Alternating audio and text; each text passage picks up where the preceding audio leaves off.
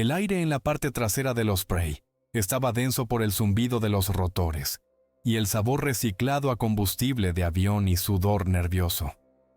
Era un cóctel familiar, uno que habíamos respirado en más de una docena de países, pero esta noche se sentía diferente, más pesado. Afuera, el desierto iraquí era una mancha de tinta negra bajo un cielo sin luna. Adentro, el brillo rojo de las luces de la cabina pintaba nuestros rostros con matices demoníacos, tallando profundas sombras en las sombrías líneas de concentración. 6 de nosotros, Bravo 6, apiñados con el equipo completo, una unidad de letalidad autónoma. Nuestro comandante, el capitán Jack Mercer, Bravo 6-1, estaba apoyado contra el mamparo, escaneando con la mirada a cada uno de nosotros por turno. Mercer estaba tallado en granito y procedimiento, un hombre cuya calma en un tiroteo era a la vez legendaria y profundamente inquietante. No hablaba, no lo necesitaba. Conocíamos el informe de memoria. La misión era engañosamente simple sobre el papel. Operación Flor del Desierto. Un nombre tan insípido que tenía que estar ocultando algo feo. Oficialmente, debíamos infiltrarnos en la instalación petroquímica de Al-Qaim, una reliquia en expansión de los años 70, que se había quedado a oscuras hacía 72 horas. Nuestro objetivo era localizar y extraer a un equipo de 5 ingenieros civiles de un contratista privado, Omnitech.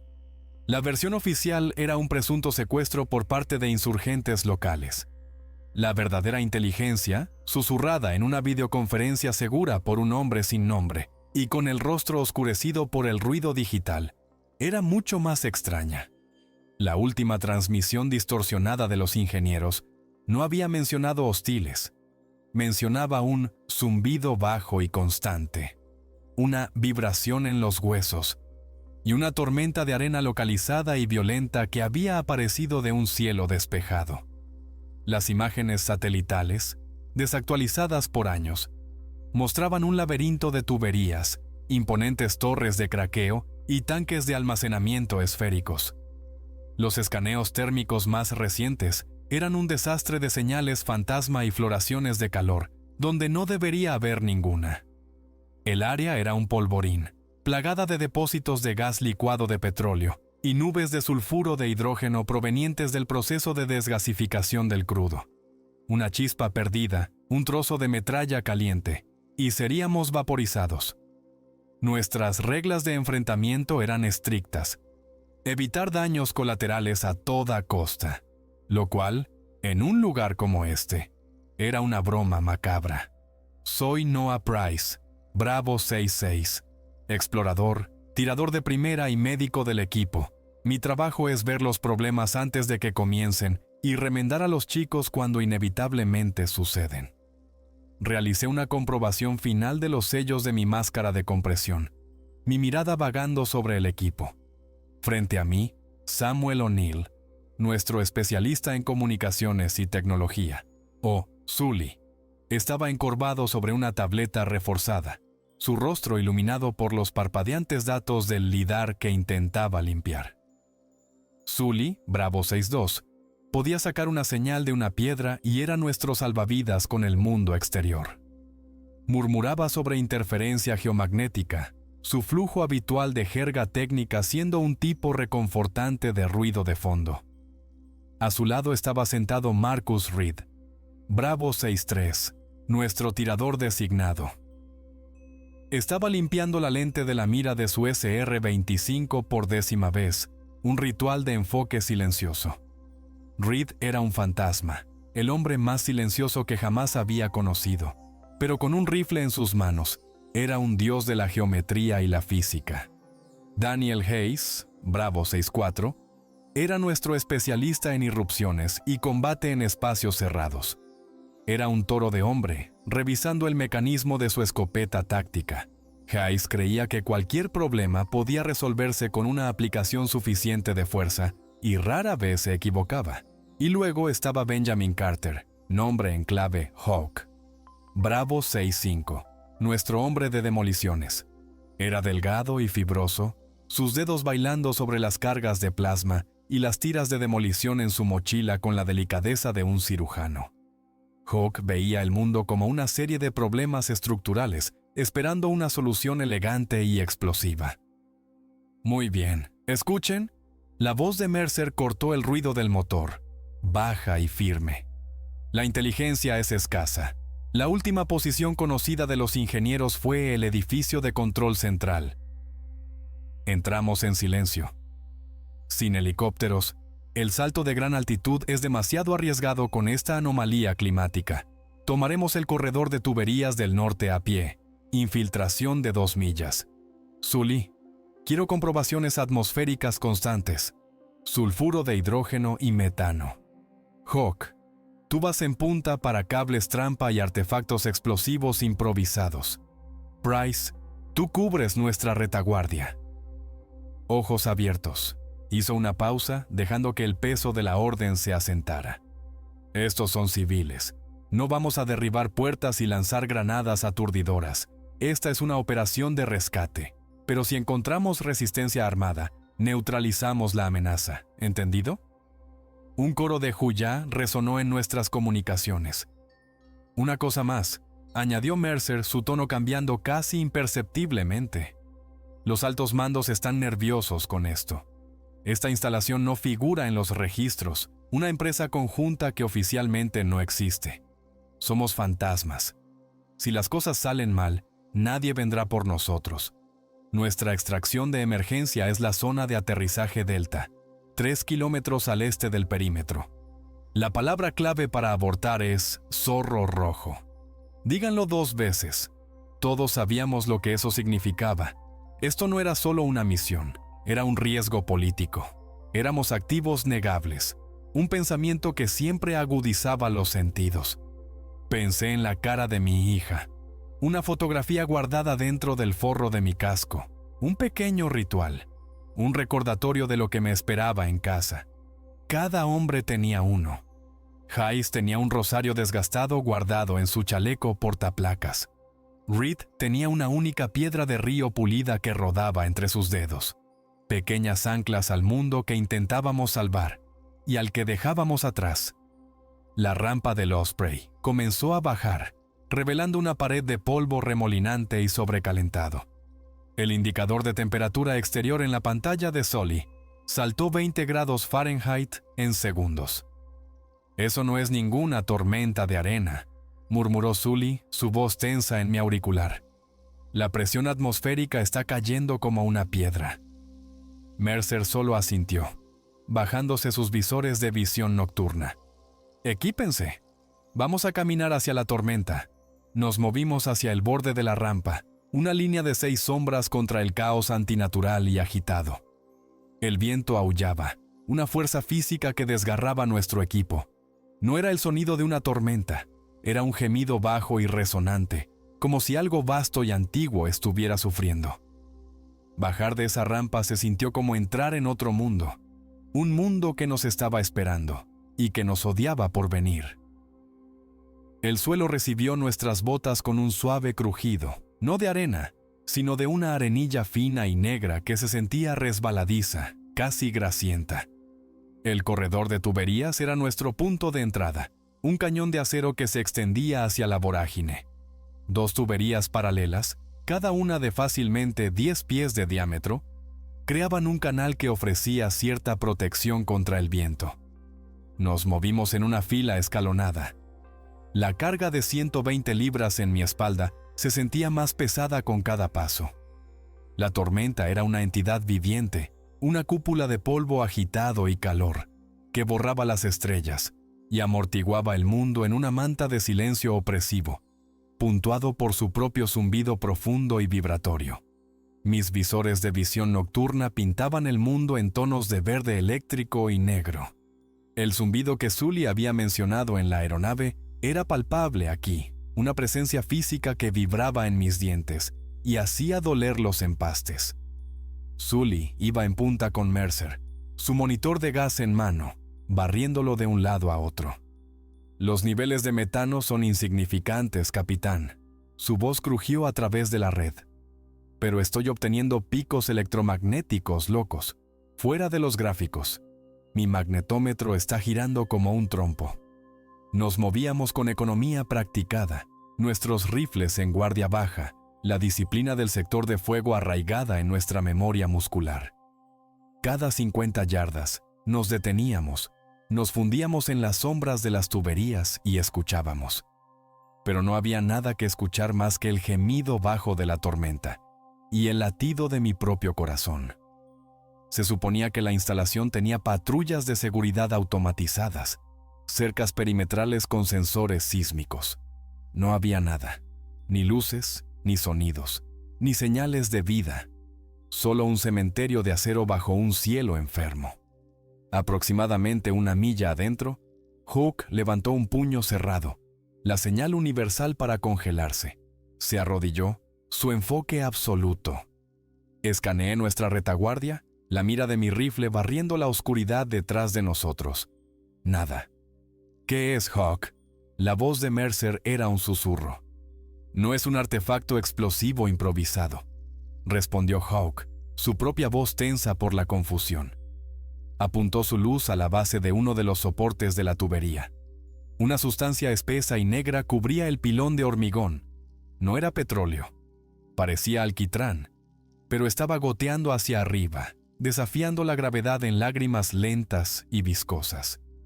Mientras mirábamos, una de las gotas se estiró, se adelgazó y luego volvió a golpearse contra el pilón con una leve y húmeda bofetada. Sully se acercó, con su conjunto de sensores fuera. «Santa madre, capitán, la temperatura en esta cosa es de 180 grados. Es como una resina, pero está reaccionando al campo de energía de mi escáner, como si fuera una señal». La resina negra pulsó con una tenue luz roja interna. Todos dimos un paso atrás al unísono. Esto no era solo raro, estaba mal. Rompía las reglas. Seguimos adelante, la sensación de pavor espesándose con cada yarda. Entonces vimos la primera señal real de lo que había sucedido aquí. Enormes huellas excavadas en la tierra endurecida entre las tuberías. No eran de un vehículo. Eran impresiones masivas e irregulares, de 3 pies de profundidad, como si algo imposiblemente pesado se hubiera arrastrado, algo sin un patrón lógico de locomoción. Alrededor de los bordes de estas huellas, el suelo estaba lleno de esa misma arenilla fina y negra.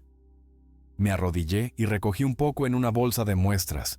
Se sentía como vidrio en polvo, afilado y frío al tacto a pesar del calor ambiental. Mi analizador químico, una pequeña unidad portátil, dio una lectura que no tenía sentido. Cadenas de carbono complejas mezcladas con silicio y un elemento metálico no identificable. De origen volcánico tal vez, pero no había habido un volcán en esta región en 10 millones de años. De repente, un fuerte crujido resonó desde más adelante, seguido por el chirrido de metal torturado. Caímos en posiciones de disparo, armas apuntando hacia el corredor. «Informe de situación», ladró Mercer. «Liberación de presión», gritó Hayes de vuelta. «Una de las tuberías de alimentación acaba de reventar una válvula». Una nube de vapor acre se elevó hacia nosotros. El monitor de Sully gritó: «¡Sulfuro de hidrógeno! ¡Máscaras puestas ahora!». Nos colocamos los respiradores sobre la cara. El silbido del aire filtrado fue un sonido repentino e íntimo en mis oídos. Mientras la nube de gas nos bañaba, Reed soltó un grito ahogado, tropezando hacia atrás. «Reed, reporte», espetó Mercer. «Me dieron algo». Quemó a través de mi mochila. Estuve sobre él en un segundo, empujándolo hacia abajo detrás de la cobertura de la tubería principal. Su mochila humeaba. Un pequeño agujero del tamaño de un puño derretido limpiamente a través del nylon balístico y el equipo interior. En su hombro, su uniforme de fatiga estaba chamuscado y un parche de piel debajo se estaba volviendo de un rojo furioso y ampollado. No era una quemadura química, era térmica. «¿Qué demonios pasó?», pregunté, cortando la tela y aplicando un paquete frío de solución salina de mi botiquín. «Una gota», jadeó Reed, su voz tensa. «Esa cosa negra». Goteó de la tubería de arriba. Atravesó la mochila como si no estuviera allí. Mi sangre se heló. Miré hacia arriba. La parte inferior de la enorme tubería sobre nosotros lloraba la misma resina negra. Estaba en todas partes. Caminábamos a través de un campo minado donde las minas goteaban del techo. Administré una inyección de analgésico, mis manos moviéndose en piloto automático. La quemadura es de 2º grado, localizada. Estará bien, pero su unidad de comunicaciones de largo alcance está frita. La cara de Mercer era una máscara sombría bajo el brillo verde de mi lámpara frontal. Un hombre caído, incluso con una lesión menor, durante la infiltración era un mal presagio. La elección era clara: llamar a Zorro Rojo y abortar o seguir adelante. «Continuamos», dijo, sin dejar lugar a discusión. «Los ingenieros están en el centro de control.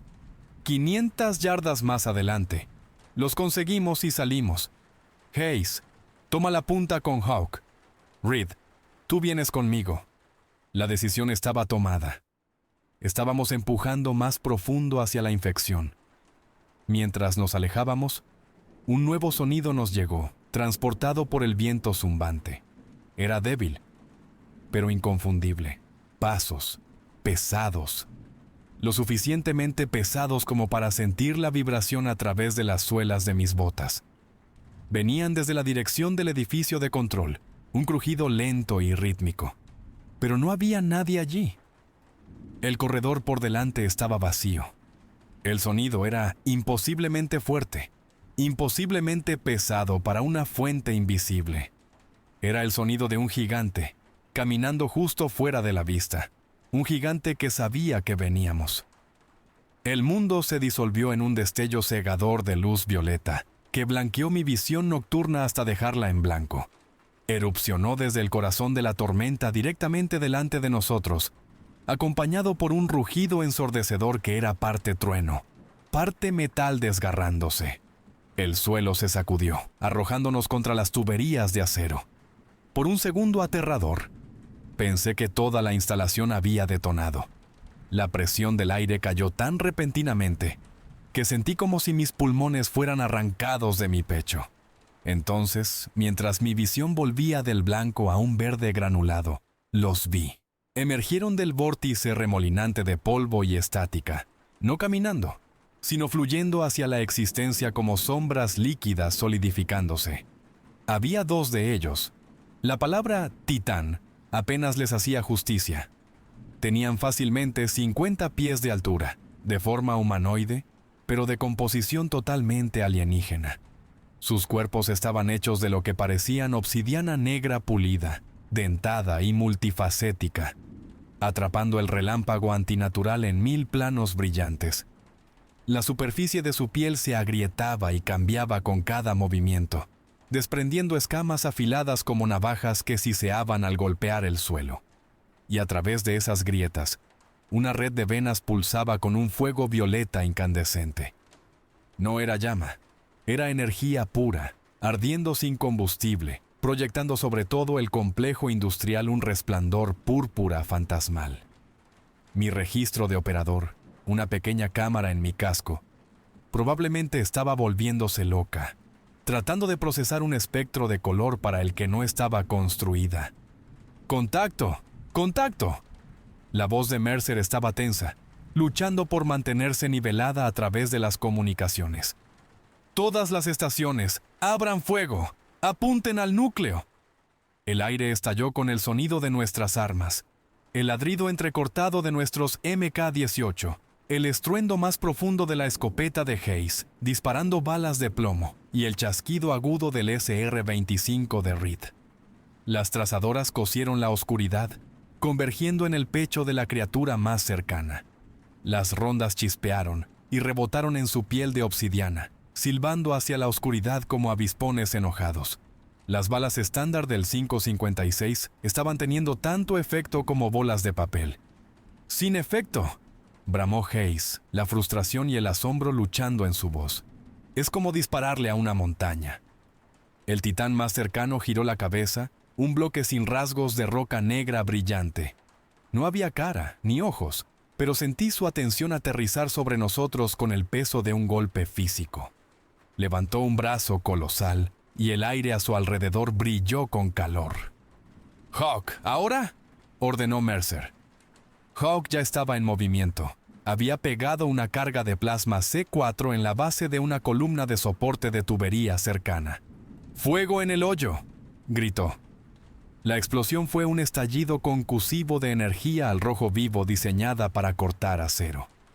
La columna se hundió y la enorme tubería sobre ella gimió, cayendo hacia abajo y bloqueando el camino del titán.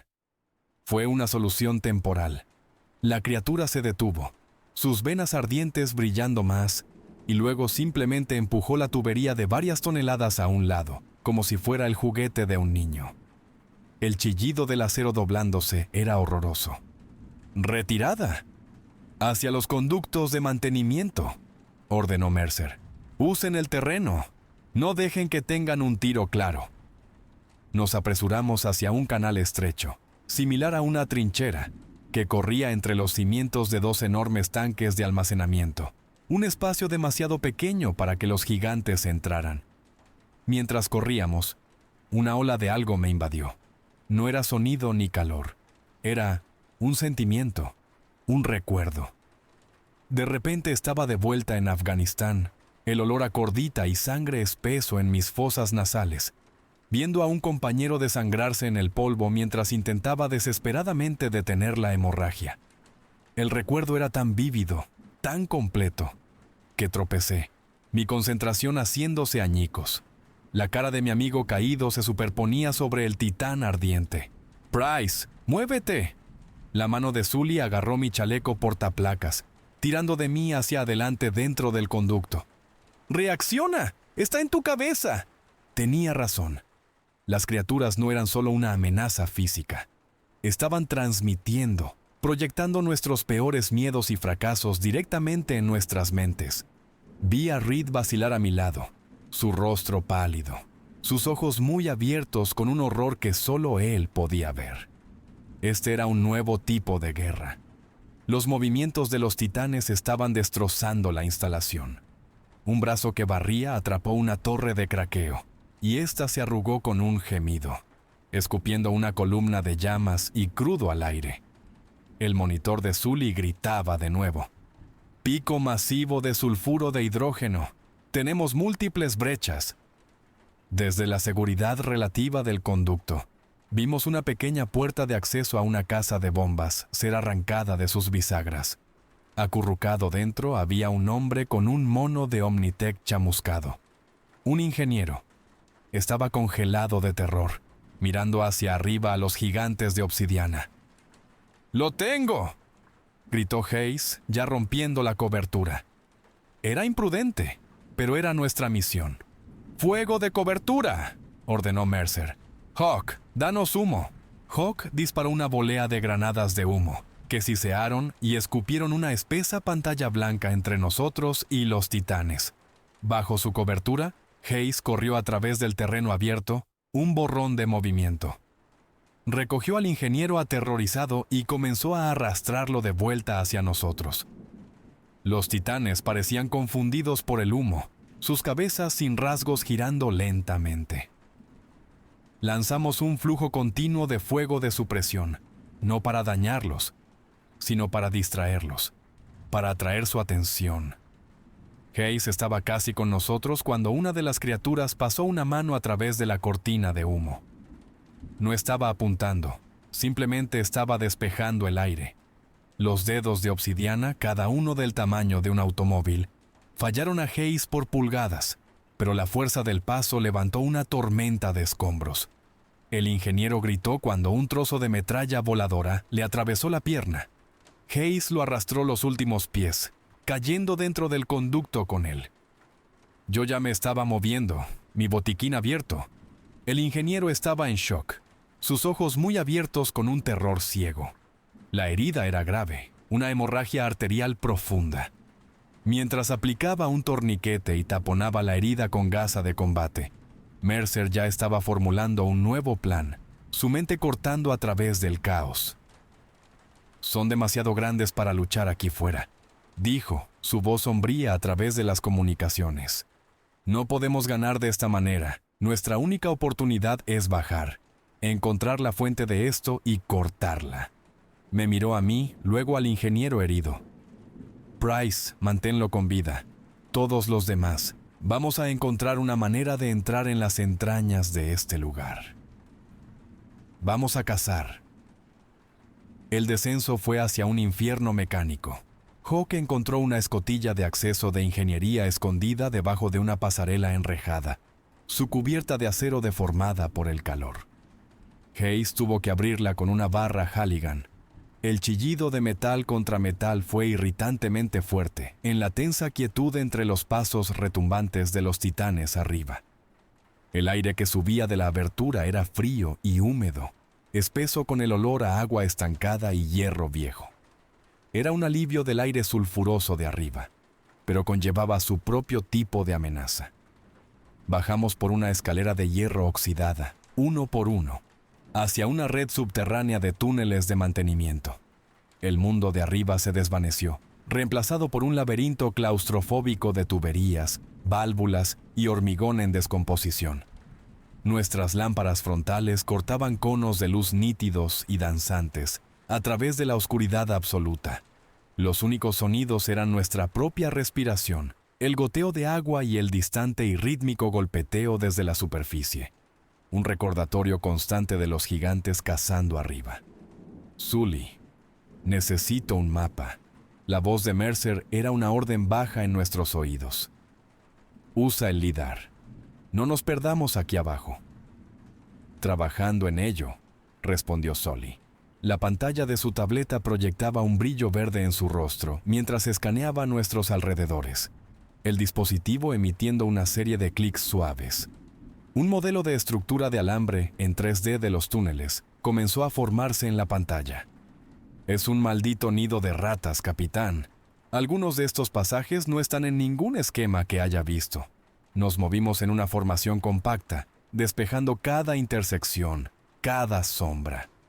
Las paredes estaban resbaladizas por la condensación y, en algunos lugares, veteadas con ese mismo material negro similar a la obsidiana. Ya no estaba solo en la superficie, había crecido dentro del propio hormigón, como un cáncer. Pulsaba con una tenue luz violeta que solo era visible cuando apagábamos nuestras lámparas frontales. Todo el lugar se sentía orgánico, enfermo. Hawk lideraba el camino, sus ojos escaneando en busca de placas de presión o cables. Pero las trampas aquí no estaban hechas por el hombre. Señaló una sección de tubería que estaba visiblemente hinchada, las costuras gimiendo bajo alguna inmensa presión interna. Bolsa de gas, susurró. Metano o butano vaporizado. Una chispa de un clavo de bota en el hormigón, y todo este túnel se convierte en el cañón de un arma. Pisen ligero. Nada de metal contra metal. La tensión aumentó otras 10 muescas. Cada paso era deliberado, cada movimiento calculado. Este laberinto no era solo un camino, era un arma esperando ser activada. Más adentro, Hawk tuvo que usar una pequeña carga dirigida para despejar una válvula de acceso atascada que bloqueaba nuestro camino.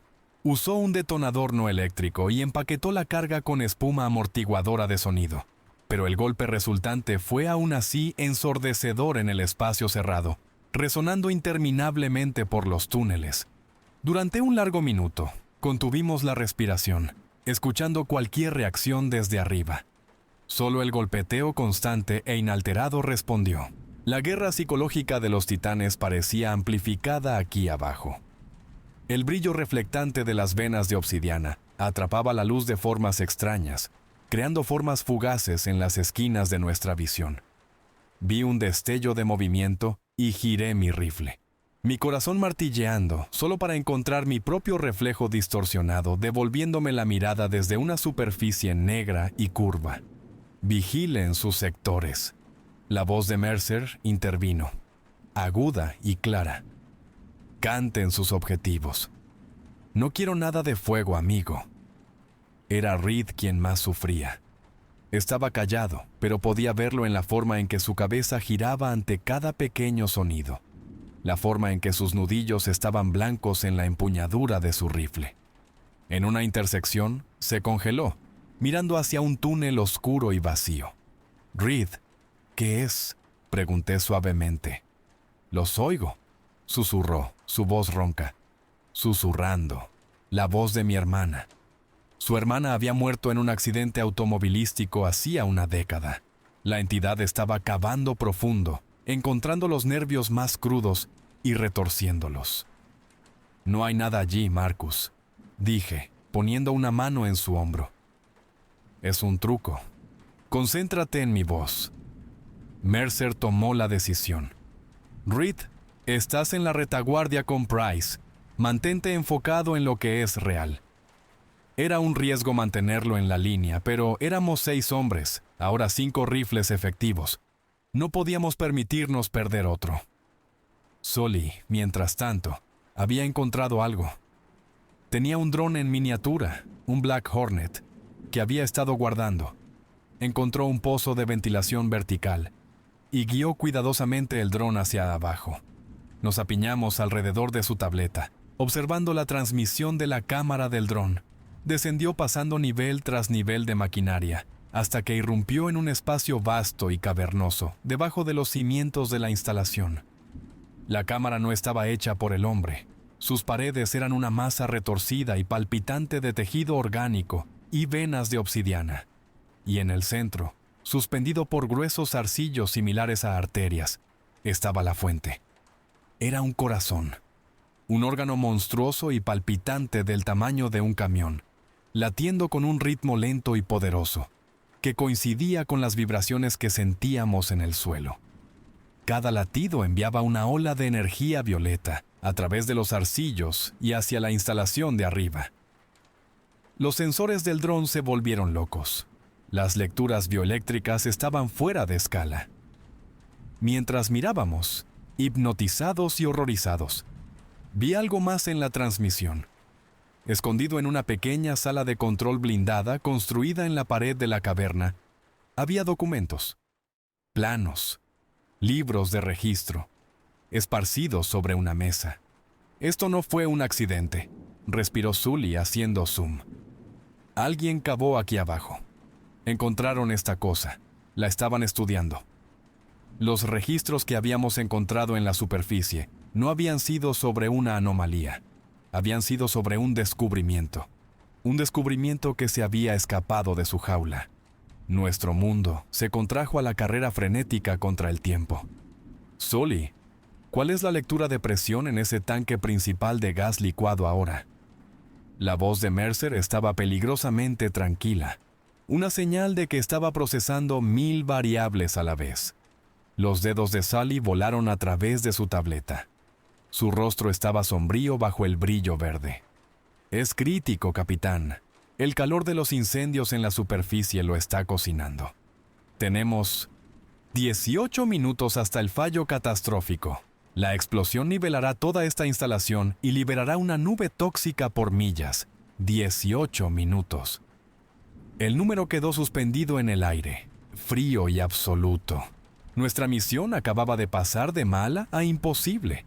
Teníamos que sacar a los ingenieros sobrevivientes, salir nosotros mismos y de alguna manera neutralizar esa cosa debajo de nosotros en menos tiempo del que se tarda en ver una comedia de situación. «El punto de extracción principal es un mar de fuego», declaró Mercer, mirando la superposición térmica de Sully. «La zona de aterrizaje Delta es nuestra única oportunidad, pero es una carrera de 2 millas a través de ese caos. Tenemos que movernos ahora». Encontramos a los otros 3 ingenieros atrincherados en una sala de control secundaria, aterrorizados pero vivos. Uno tenía una conmoción cerebral desagradable, el otro un hombro dislocado.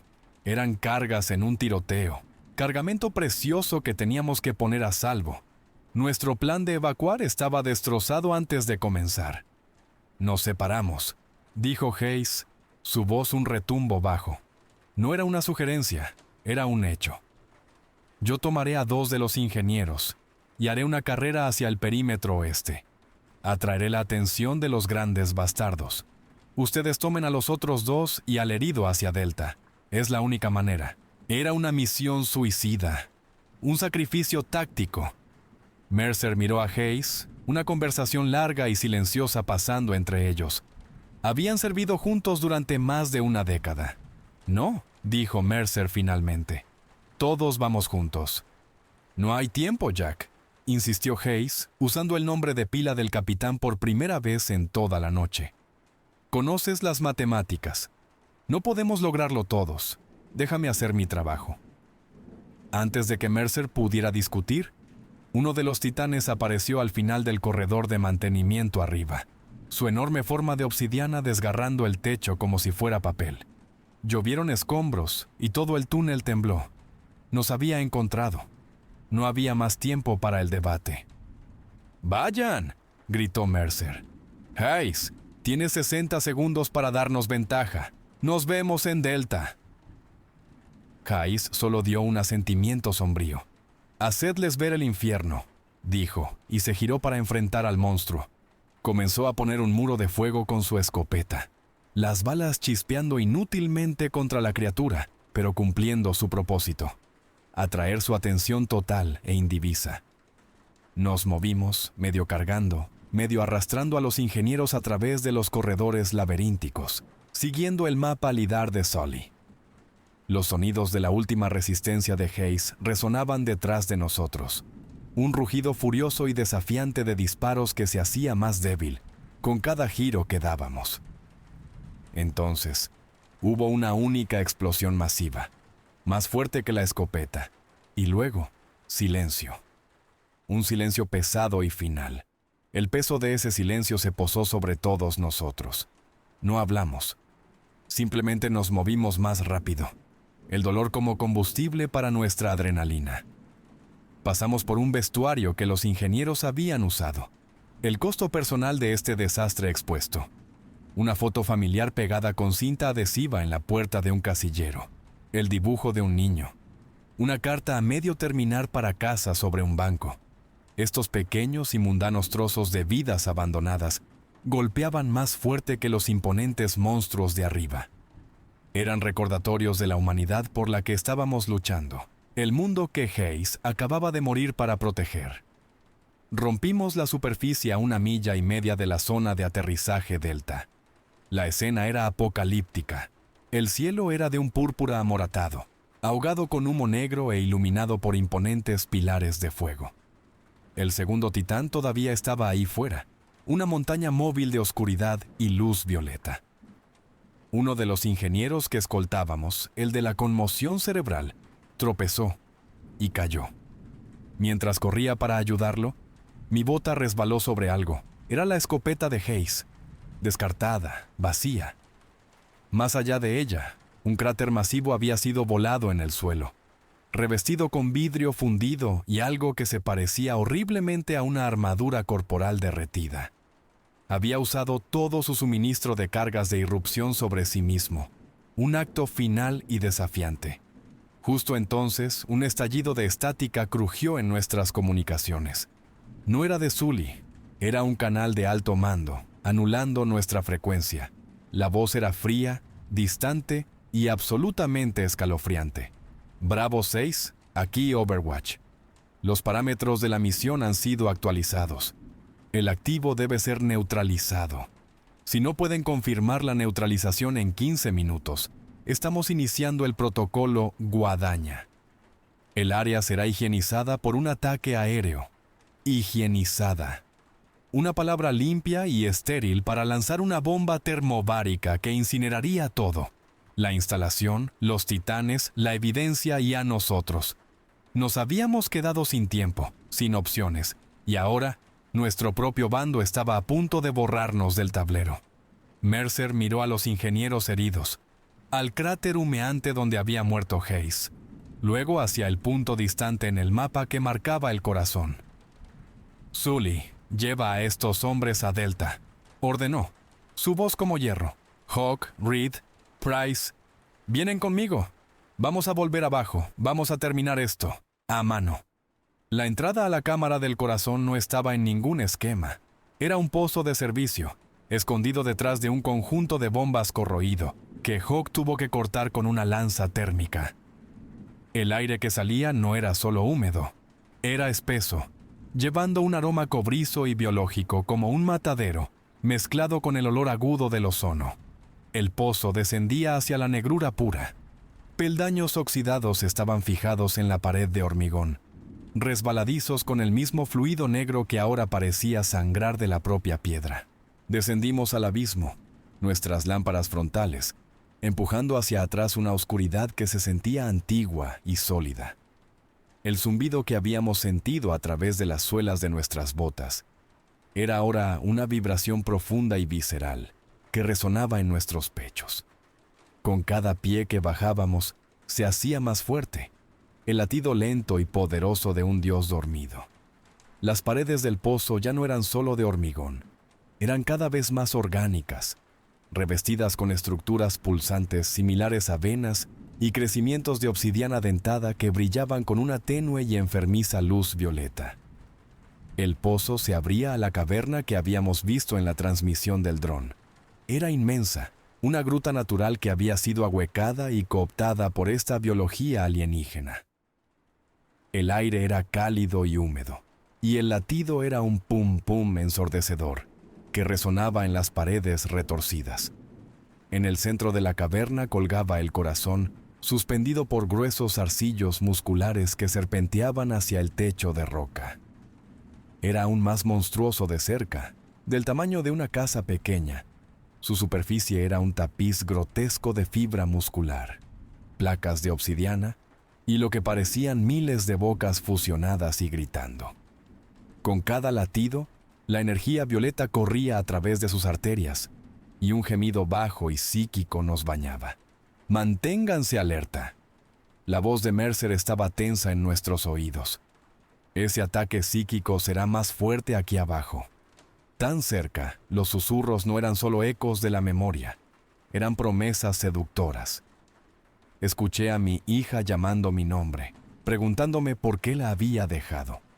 Reed apretó los dientes, sus ojos cerrados con fuerza por un momento mientras luchaba contra sus propios demonios. Explorando el perímetro, encontramos la sala de control oculta.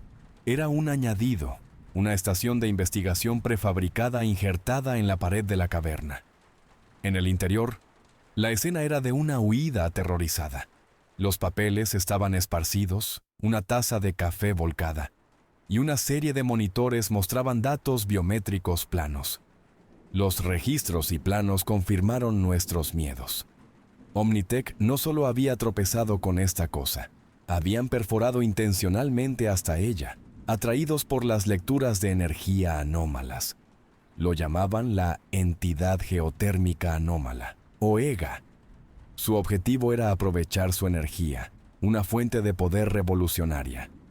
Habían conectado con un leviatán, tratándolo como un depósito de petróleo crudo, y se había despertado. Uno de los ingenieros supervivientes, un geólogo llamado Aris, nos había dado una explicación frenética antes de dejarlo con Sully. Empujaron demasiado profundo, había tartamudeado, sus ojos muy abiertos por el trauma. Perforaron el saco cardíaco primario. Fue una brecha de contención a nivel biológico y dimensional. No es solo una fuente de energía, es un ser vivo. E hicimos que sangrara. Las paredes de la caverna estaban salpicadas de extraños alfileres de obsidiana clavados profundamente en la superficie similar a la carne. Estaban cubiertos de tallas intrincadas, símbolos que no eran geológicos ni humanos. Parecían diagramas de circuitos y cartas astrológicas fusionados. Esto no era solo ciencia, era algo más oscuro. Hawk se puso a trabajar desempacando su carga personalizada. No era un explosivo simple, era un dispositivo complejo, una carga hueca empaquetada con termita y un núcleo central diseñado para liberar un pulso electromagnético masivo. La idea no era volar el corazón, eso probablemente desencadenaría la misma explosión que intentábamos prevenir en la superficie. El plan era usar la termita para romper su caparazón de obsidiana y luego golpearlo con un pulso electromagnético lo suficientemente potente como para interrumpir sus funciones bioeléctricas. para darle un coronario masivo y fatal. El problema es la colocación, murmuró Hawk, señalando. Necesito ponerlo directamente sobre esa válvula aórtica central. En cualquier otro lugar, y podría simplemente cabrearlo. Llegar a ese punto significaba atravesar una repisa de roca estrecha y desmoronada que giraba en espiral alrededor de la caverna, directamente sobre un abismo palpitante. Peor aún, el corazón parecía sentir nuestra intención. La presión psíquica se intensificó. Los susurros se convirtieron en gritos, y de las paredes carnosas a nuestro alrededor, tentáculos más pequeños, similares a apéndices, comenzaron a desenrollarse, con puntas de fragmentos de obsidiana afilados como navajas. La cámara estaba despertando. Mientras Hawk preparaba la carga, tomé muestras. Era el impulso de un médico, una necesidad de entender la herida. Raspé un fragmento de la obsidiana de la pared en un vial de contención. Bajo mi microscopio de campo, vinculado a la tableta de Sully en la zona de aterrizaje, la estructura no se parecía a nada que hubiera visto antes. Era una red cristalina, pero estaba entretejida con lo que parecían vías neuronales petrificadas.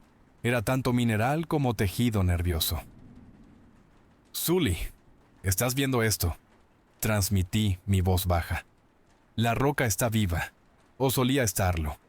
La firma de energía no es radiactiva en un sentido nuclear. Es bioeléctrica, pero está resonando a una frecuencia que no debería ser posible. Está rompiendo las leyes de la física. Las está reescribiendo». La voz de Sully volvió, tensa. «Los registros geológicos que me dio Aris. Omnitech no solo perforó. Encontraron este organismo en un estado latente, encerrado en una formación geológica que precede a la vida en la Tierra. Pensaron que era un nuevo tipo de chimenea geotérmica. El diario del ingeniero jefe, que yo había agarrado de la sala de control, contaba el resto de la historia. Sus primeras entradas estaban llenas de emoción científica. Escribió sobre resonancias terrestres profundas y el descubrimiento de tejido biológico vitrificado. El proyecto fue financiado por un consorcio en la sombra, una corporación fantasma que invirtió miles de millones en el sitio. Pero a medida que avanzaba la perforación, el tono de las entradas cambió. Escribió sobre pesadillas que plagaban a la tripulación, sobre equipos que funcionaban mal de formas imposibles, sobre trabajadores que desaparecían. Su última entrada fue un garabato aterrorizado. «No es una chimenea, es un corazón. No perforamos en la tierra, perforamos en una vena. Y ahora sabe que estamos aquí. La canción que canta es una canción de hambre». Reed y yo lo discutimos en voz baja mientras montábamos guardia. «¿Crees que esta cosa es un demonio?», preguntó, su voz cruda. No estaba siendo poético, estaba pidiendo una definición literal. «Creo que demonio es una palabra que la gente usa para un depredador que no entiende», respondí, limpiando una mancha del cieno negro de mi rifle. «Esta cosa se alimenta de energía, térmica, eléctrica, tal vez incluso cinética. Los hidrocarburos en esta instalación son un banquete para ella. Metaboliza la energía misma. ¿Y las cosas psíquicas? Ese es su mecanismo de defensa, su veneno. No ataca al cuerpo, ataca a la mente, la única cosa que nuestra armadura corporal no puede proteger. El campo que generaba lo explicaba todo. Sobrecargaba nuestros visores de visión nocturna creando señales de luz falsas. Inducía alucinaciones estimulando los lóbulos temporales de nuestros cerebros con resonancia de baja frecuencia, obligándonos a ver lo que más temíamos. No era sobrenatural, era una forma de guerra biológica hiperavanzada. Los símbolos tallados en las paredes y los alfileres de obsidiana tampoco eran religiosos, eran advertencias. Algunos de los patrones se parecían a la antigua escritura cuneiforme sumeria, mitos regionales sobre grandes bestias durmiendo bajo la tierra. Pero estaban distorsionados, corrompidos. Era como si esta entidad hubiera absorbido el inconsciente colectivo de la región, usando leyendas y arquetipos locales como una máscara para su verdadera forma. Llevaba la cara de un demonio porque eso es lo que esperábamos ver. El ingeniero Aris Le había dado a Sully una unidad de datos antes de separarnos. Contenía todo: las coordenadas ilegales de perforación profunda, los estudios geológicos suprimidos, los registros financieros de la corporación fantasma. Era la historia completa de la codicia corporativa y la arrogancia científica conduciendo a un evento de nivel de extinción. Esto no era solo un monstruo. Era la consecuencia de hombres que antepusieron las ganancias a la prudencia, que cavaron en busca de tesoros y desenterraron una tumba. Vale, estoy listo. La voz de Hawk nos devolvió al presente. Levantó la carga completa. Era una obra maestra de improvisación mortal. Un paquete compacto de cables, C4 y termita envuelto alrededor de un potente núcleo electromagnético. El plan es simple: me subo a esa repisa, planto esto en la válvula y corremos. El detonador está en un temporizador de 30 segundos. Es un viaje de ida para quien lo coloque si no es lo suficientemente rápido. No vas a ir solo, dijo Mercer, su rostro decidido. Reed, estás en vigilancia. Si ves que se mueve algo más grande que una cucaracha, dispárale. Price, tú vienes conmigo. Cubrimos el avance de Hawk. Ya no éramos solo soldados luchando contra un monstruo. Éramos el equipo de limpieza de un error monumental, la última línea de defensa contra una pesadilla provocada por manos humanas. Y la única manera de arreglarlo era realizar una cirugía a corazón abierto en un dios. El avance fue un arrastre lento y agonizante. La repisa de roca tenía apenas 2 pies de ancho, resbaladiza con la constante y grasienta condensación de la caverna. Debajo de nosotros, el corazón pulsaba. Su latido rítmico era un golpe físico contra nuestros cuerpos. Hawk se movía con la gracia de un escalador, sus dedos encontrando agarres en la roca desmoronada, la preciosa carga atada firmemente a su espalda. Mercer y yo lo seguíamos, nuestros rifles escaneando las paredes retorcidas de la caverna. Estábamos a mitad de camino cuando las defensas del corazón se activaron. No fueron los susurros psíquicos esta vez. Fue una manifestación física. Los arcillos carnosos que cubrían las paredes atacaron, sus puntas de obsidiana silbando a través del aire. El rifle de Reed crujió desde la entrada, sus disparos precisos, rompiendo las puntas antes de que pudieran alcanzarnos. ¡Contacto a la izquierda!, gritaba, y un momento después, la amenaza explotaba en una lluvia de polvo negro. Era una máquina, sus demonios personales aparentemente exorcizados por la pureza del combate. Cuando Hawk se acercó a la válvula central, el asalto psíquico del corazón redobló sus esfuerzos. Fue directo a por él. Vi su cuerpo tensarse, su movimiento vacilar. «Hawk, háblame», ordenó Mercer. «Veo a mi esposa», tartamudeó Hawk, su voz ahogada por la emoción. Su esposa había muerto de cáncer 2 años antes. «Me está llamando desde adentro». «Es una mentira, Ben». La voz de Mercer fue un salvavidas. «Es una proyección, no es ella. Concéntrate en la misión». El corazón pulsó violentamente y una nueva proyección se formó en el aire ante nosotros. Una imagen perfecta y brillante de Hayes. Estaba allí de pie, entero e ileso, con una leve sonrisa en su rostro. «Está bien, chicos», dijo el fantasma. «Estoy aquí. Pueden retirarse ahora. Pueden descansar». Fue el golpe más cruel hasta el momento. Por una fracción de segundo, quise creerlo.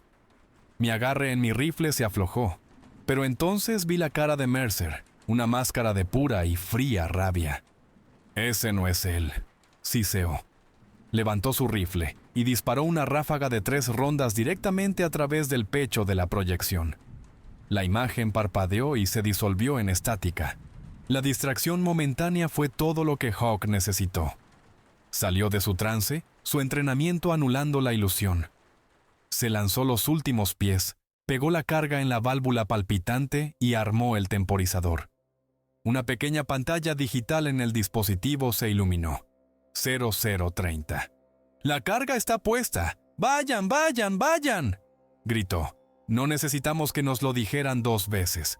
Nos arrastramos de vuelta a lo largo de la repisa, nuestros pies resbalando. nuestros pulmones ardiendo. Los tentáculos atacaron con furia renovada, pero el fuego de cobertura de Reed fue implacable. Nos lanzamos de vueltas a la relativa seguridad de la sala de control cuando el temporizador llegó a 0,005. La detonación no fue una explosión fuerte, sino un golpe profundo y resonante, seguido por el cegador resplandor blanco azulado de la termita ardiendo. Cortó a través de la cáscara de obsidiana del corazón, como un cuchillo caliente a través de mantequilla. Un segundo después, el pulso electromagnético se disparó. La luz violeta en la caverna parpadeó, se atenuó y luego se apagó. El monstruoso latido tartamudeó, vaciló y luego se detuvo. Por un momento, hubo un silencio absoluto. Entonces, comenzaron los estertores de la muerte. Los titanes en la superficie soltaron un chillido sincronizado y sobrenatural que escuchamos incluso a gran profundidad. La caverna comenzó a colapsar. Enormes trozos de roca y obsidiana llovieron del techo. El corazón muerto comenzó a contraerse, encogiéndose sobre sí mismo y convirtiéndose en ceniza gris y quebradiza. Pero el peligro no había terminado. Una sección masiva del tejido del corazón, cortada por la explosión, cayó cerca de la entrada de la caverna. Comenzó a pulsar de nuevo, un tenue parpadeo residual de luz violeta. Estaba tratando de regenerarse. Antes de que ninguno de nosotros pudiera reaccionar, una figura se movió desde las sombras cerca de la entrada. Era Reed. Había dejado su posición. En sus manos sostenía la última de sus minas Claymore. Su rostro estaba inquietantemente tranquilo, una extraña paz en sus ojos. Nos miró y nos dio una pequeña y triste sonrisa. «Sabe el nombre de mi hermana», dijo a través de las comunicaciones, su voz clara. «No puedo dejar que se quede con eso».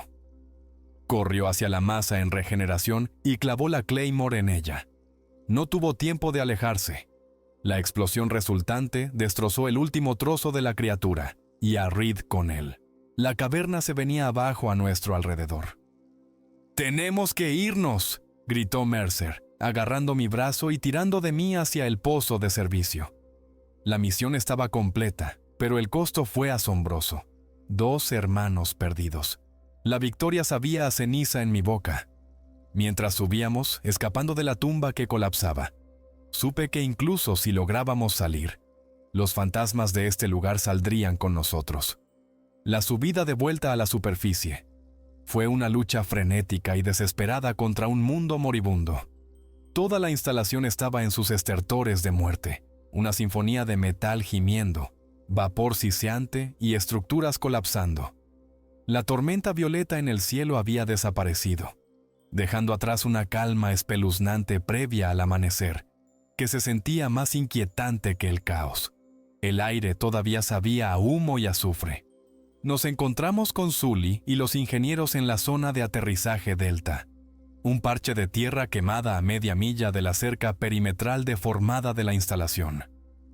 La vista de nosotros, 3 hombres cubiertos de mugre y sangre, donde 6 habían entrado, le dijo todo lo que necesitaba saber. No se intercambiaron palabras. El dolor compartido era un sudario pesado sobre el grupo. El helicóptero de evacuación llegó con el sol naciente, sus rotores levantando arenilla negra. Mientras cargaban a los heridos, un canal seguro cobró vida en el casco de Mercer. Era Overwatch. Bravo 6-1, reporte el estado del activo. La voz era el mismo zumbido sin emociones de antes. Activo neutralizado, respondió Mercer, su voz plana. Repito, el activo está neutralizado. Tenemos 3 supervivientes civiles, solicitando transporte y atención médica inmediata. Hubo una pausa. Recibido, capitán. Su objetivo principal está completo. Su objetivo secundario está ahora en efecto. Deben higienizar el sitio. Borren todos los registros. Destruyan toda evidencia perteneciente a la anomalía. Los supervivientes civiles serán interrogados y detenidos indefinidamente bajo protocolos de seguridad nacional. El informe oficial indicará que la instalación fue destruida en un accidente industrial catastrófico causado por un ataque insurgente. Su equipo firmará acuerdos de confidencialidad, vinculándolos a esta narrativa de por vida. Confirme. Vi la mandíbula de Mercer tensarse. Miró a los ingenieros, sus rostros una mezcla de trauma y horror naciente, al darse cuenta de que su rescate era solo otra forma de captura. Miró la unidad de datos que Aris le había dado a Sully, un pequeño rectángulo negro que contenía la verdad explosiva. «Negativo, Overwatch», dijo Mercer, su voz peligrosamente baja. «No firmaré esa orden. Estos hombres son testigos, no prisioneros. La verdad de lo que pasó aquí necesita ser investigada, no enterrada». La voz en el otro extremo se convirtió en hielo. «Capitán Mercer, usted es un soldado. Se le está dando una orden directa y legal. La negativa a cumplir será considerada un acto de traición. Entregará a los civiles y cualquier material que haya recuperado. No me obligue a escalar esto». Esta era la batalla final, no contra un monstruo de fuego y roca, sino una batalla contra la maquinaria desalmada y autopreservadora del mismo sistema al que servíamos. Vi el conflicto luchando en los ojos de Mercer, una vida de deber contra un momento único y definitorio de conciencia. Sully dio un paso adelante. «Capitán», dijo en voz baja extendiendo la unidad de datos. «Hayes y Reed no murieron para que una junta corporativa pudiera cubrirse el trasero. Se lo debemos. Eso lo decidió». Mercer miró desde la unidad al jefe de tripulación del helicóptero, quien estaba mirando deliberadamente hacia otro lado, fingiendo no escuchar el intercambio. «Overwatch», dijo Mercer, su voz resonando con finalidad. «Aquí el capitán Jack Mercer, Bravo 61. Mi equipo ha asegurado inteligencia de alto valor relacionada con una entidad hostil no estatal, responsable de la muerte de personal estadounidense, tanto militar como civil. Estamos invocando el protocolo de emergencia y transportando esta inteligencia directamente a CENTCOM para su análisis. Cualquier intento de interferir con nuestro transporte será visto como ayuda y complicidad con el enemigo. Bravo 6, fuera». Apagó el canal antes de que Overwatch pudiera responder. Luego caminó hacia Aris, el geólogo. «¿Esa unidad que nos diste?», dijo. «¿Hay una copia?». Aris asintió, sus manos temblando. «Tengo una unidad secundaria encriptada cosida en el forro de mi bota. La hice después de las primeras desapariciones». Mercer tomó la unidad de Sully y se la dio a Aris. «Guárdala. Cuando regreses a los Estados Unidos, tendrás que tomar una decisión, mantenerte en silencio y vivir cómodamente, o hablar y arriesgarlo todo. Elijas lo que elijas, que Dios te acompañe». Luego se volvió hacia nosotros. «La unidad que tiene Sully es ahora un señuelo. Hicimos nuestro trabajo. Trajimos la inteligencia de vuelta. Lo que suceda a continuación está fuera de nuestras manos. Fue un movimiento inteligente y arriesgado. Estaba siguiendo la letra de la ley mientras desafiaba su espíritu, creando una niebla de negación plausible. Mientras despegábamos, dejando atrás la ruina humeante, una profunda sensación de inquietud se apoderó de mí. Habíamos matado al monstruo en el suelo, pero acabábamos de despertar a uno nuevo, una criatura de política y poder, que ahora nos estaría cazando. Habíamos sobrevivido a la misión, pero no estaba seguro de que sobreviviríamos al regreso a casa. El regreso a casa fue tranquilo. No hubo desfiles, ni conferencias de prensa. Nos llevaron rápidamente a una sala de interrogatorios en Alemania, que no tenía ventanas y olía a café rancio. Contamos nuestra historia, la versión higienizada. Actividad insurgente, un fallo de sistemas en cascada, un esfuerzo trágico pero heroico para salvar a los ingenieros. Entregamos la unidad señuelo. Hombres con trajes oscuros escucharon con una quietud educada y depredadora, sus rostros sin revelar nada. Firmamos los acuerdos de confidencialidad. Nos dieron medallas en una ceremonia a puerta cerrada. El peso del metal frío era una amarga ironía contra nuestros pechos. Oficialmente, Bravo 6 era un equipo de héroes. En privado, éramos cabos sueltos. La historia fue enterrada, tal como Overwatch había planeado. La narrativa oficial de un accidente industrial se mantuvo. Las acciones de Omnitech bajaron durante una semana antes de repuntar, con su junta directiva emitiendo una sincera declaración lamentando la pérdida de sus valientes empleados. Las familias de Hayes y Reed recibieron cartas de elogio, una bandera doblada y un cheque del gobierno. Se les dijo que sus hijos murieron luchando contra terroristas. La mentira se sentía como un peso físico en mi estómago. Pero la verdad tiene una forma de filtrarse a través de las grietas. 6 meses después, apareció una serie de artículos en una revista internacional en línea, escritos por un respetado reportero de investigación. Citando a una fuente anónima, un geólogo traumatizado con un disco duro encriptado. Los artículos presentaban un caso condenatorio contra Omnitech y sus benefactores en la sombra, detallando un experimento energético secreto e imprudente en el desierto iraquí. La historia causó una onda, no un maremoto. Hubo investigaciones del Congreso, negaciones cuidadosamente redactadas, y luego, como siempre, la atención del mundo siguió adelante. No fue justicia, pero fue algo. Una grieta en el muro de silencio. Los miembros supervivientes de Bravo 6 se dispersaron. Sully solicitó la baja. Lo último que escuché, estaba en terapia por trastorno de estrés postraumático severo, tratando de desenredar los fantasmas digitales de los reales. Sus habilidades técnicas no tenían igual, pero no podía arreglar el código corrupto en su propia cabeza. Mercer se quedó, pero algo en él se había roto.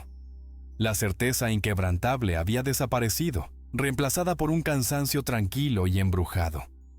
Ahora empujaba papeles, un león enjaulado en un cubículo. Había ganado la batalla y la victoria moral, pero había perdido la guerra por su propia alma. Nunca dormía toda la noche. ¿Y yo? Todavía estoy dentro, remiendo a chicos nuevos con ojos brillantes y fe inquebrantable. Y veo los fantasmas de Hayes y Reed en sus caras. El horror de Al-Qaim no está en los recuerdos de los titanes o el corazón palpitante. Es más silencioso que eso. Es el silencio en las comunicaciones donde solía estar la voz de un hermano. Es la vibración fantasma que a veces siento en medio de la noche, un tenue y rítmico zumbido en lo profundo de la tierra. Es el conocimiento de que enfrentamos un mal cósmico, solo para encontrar una oscuridad aún más insidiosa en los corazones de hombres que cambiarían el mundo por ganancias y poder. En una instalación de investigación segura en Nevada, un fragmento de roca negra similar a la obsidiana se encuentra en una cámara de contención sellada al vacío. La mayor parte del tiempo es inerte, fría y muerta. Los científicos estudian su estructura imposible, desconcertados por sus propiedades. La han declarado estable. Pero a veces, en las horas más profundas de la noche, cuando la instalación está tranquila y solo una única cámara de seguridad está mirando, aparece una pequeña y casi imperceptible grieta en su superficie. Y desde dentro de esa grieta, por solo una fracción de segundo, un parpadeo de tenue luz violeta pulsa, hambriento y paciente, antes de desaparecer una vez más en la oscuridad. No lo matamos.